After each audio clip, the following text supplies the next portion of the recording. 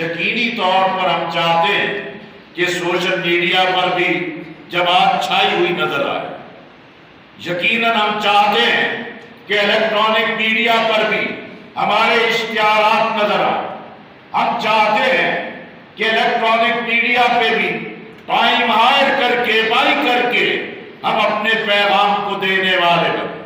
ہم یہ بھی چاہتے ہیں کہ پورے ملک کے اندر جماعت کے ترازو نشان، اس کے پیغام اور اس کے منشور اور ان باتوں کو عام نظر آنا چاہیے. لیکن یہ ساری باتیں نصیحت کرنے سے تو عمل میں نہیں آتی. اسی طرح میرے عزیزوں، میرے بھائیوں اور میری بہن، اس وقت جو ملک سیاسی اقتصادی بڑے بحرانوں سے دو چار، یقینی طور پر ہم دیکھیں کہ ہمارے ملک میں جو ریاست کی طاقتیں انہوں نے ہر حربے آزمائے، لیکن نتیجہ ملک اور عوام کی خاطر کوئی مثبت نہیں آیا. اسی طرح ان تجربات کی روشنی میں کبھی بھٹو کو، کبھی شریف خاندان کو، کبھی عمران پروجیکٹ کو یہ تیار کیا اور ترتیب دیا، لیکن اس کی بنیاد پر اسٹیبلشمنٹ نے نہ ملک کے لیے کوئی خیر پیدا کیا ہے، نہ ملک کے لیے کوئی آسانیاں پیدا کی. اس لیے میں سمجھتا ہوں جہاں سیاسی عدم استحکام ہوتا ہے وہاں اقتصادی استحکام اس کا نتیجہ ہے. جہاں اقتصادی عدم استحکام ہوتا ہے پھر مخالف قوتیں طاقتور ہوتی ہیں، دہشت گردی راستہ اختیار کرتی ہیں اور قومی سلامتی کے لیے خطرات پیدا ہو جاتے ہیں.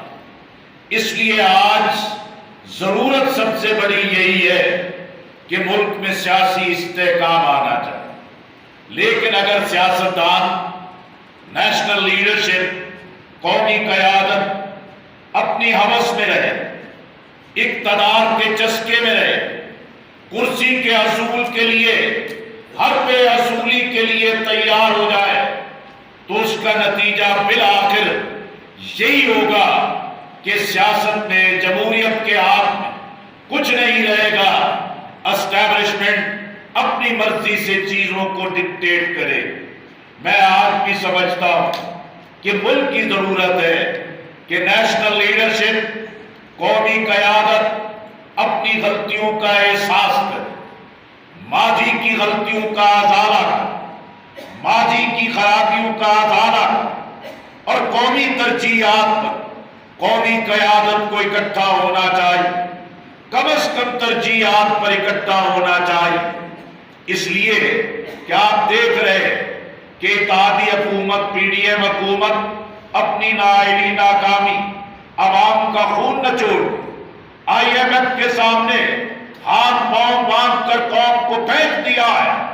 اپنی مدت کی تکمیل کے بعد اختتام کی طرف جا رہے ہیں.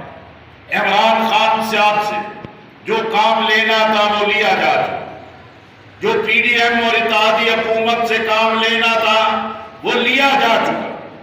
لیکن اب یہ مدت کی تکمیل کے بعد 60 دن میں الیکشن، 90 دن میں الیکشن، یہ آئین کی پابندی ہے. لیکن حالات اس بات کی بھی چغلی کھا رہے کہ کہیں نہ کہیں کوئی ذہن کار فرما ہے کہ یہ الیکشن آگے چلے جائیں، الیکشن کے فرار کے راستے تلاش کیے جائیں. جواز کہا جاتا ہے کہ پنجاب کی اسمبلی ٹوٹی، کے پی کی اسمبلی ٹوٹی، کون سے 90 دن کی مدت پوری کی گئی؟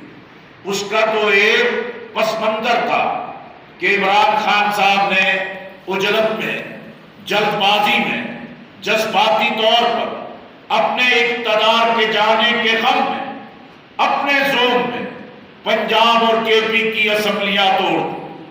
میں نے اس وقت بھی ان سے کہا تھا آپ یہ ٹھیک اقدام نہیں کر رہے.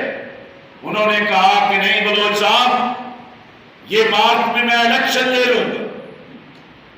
اور میں نے باجوہ کو ایکسٹینشن دینے کی بات اس لیے کی ہے کہ مارچ میں ملک میں الیکشن ہو جائیں گے، میری حکومت ہوگی، نیا چیف میں اپنی مرضی کا مقرر کروں گا. میں نے خان صاحب سے کہا یہ آپ کا ایک تصور ہے، خیال ہے، یہ کون اس طریقے سے ہونے دیتا ہے؟ میں نے اس وقت بھی دوسری ملاقات میں بھی ان سے یہی گزارش کی کہ خان صاحب آپ مقبولیت کے نصف النہار پر ہیں، مقبولیت کے عروج پر ہیں، لوگوں کی آپ سے بڑی توقعات ہیں اور یہ آپ کی خوش قسمتی ہے، لیکن اگر آپ اپنی اس مقبولیت کے ساتھ انتخاب کی دہلیز پر نہیں پہنچتے، انتخاب کے مرحلے پر نہیں پہنچتے، تو یہ آپ کی سب سے بڑی ناکامی ہو۔ کہنے لگے کیا کرنا چاہیے؟ ہم نے اس وقت بھی کہا کہ مذاکرات، ڈائلاگ اور سیاست میں بات چیت سے راستے کھلتے ہیں۔ انہوں نے کہا کہ بالکل ٹھیک ہے، پھر مذاکرات شروع ہوئے، لیکن پھر انہوں نے ایک نیا مخ لگا دی کہ 14 مئی تک ساری اسمبلیاں توڑو، میں مذاکرات کا راستہ بند کرتا ہوں۔ پھر 9 مئی کا سانحہ ہو، جس کے بعد یہ حالات کسی کے بھی کنٹرول میں نہیں، اور ان کے یہ غلط اقدامات آج اسٹیبلشمنٹ کو ایک ننگی طاقت دے دی۔